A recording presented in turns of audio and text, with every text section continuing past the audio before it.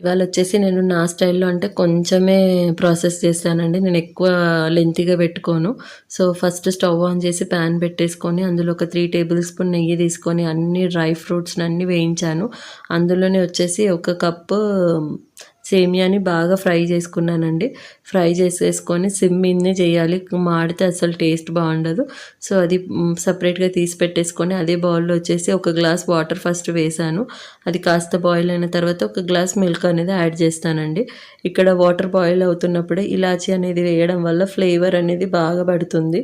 So, నేను దాని మీద ఉన్నయి తీసేసి ఓన్లీ పౌడరే వేశాను. ఇంకా పాలు గూడా యాడ్ చేసేసుకొని, ఇంకా పాలు కాస్త మరిగిన తర్వాత ఆల్రెడీ కాచి చల్లార్చిన పాలే గదండీ! తొందరగా అయిపోతుంది. ఇంకా సేమియాని వేసి కాస్త ఒక 5 మినిట్స్ ఉడికించిన తర్వాత మీరు లాస్ట్‌గా వచ్చేసి ఆల్రెడీ అందులోనే డ్రై ఫ్రూట్స్ ఏసాను. ఇంకా ఒక 2 టేబుల్ స్పూన్ షుగర్ వేసేసి బంద్ చేయడమే అండి. ఎంతో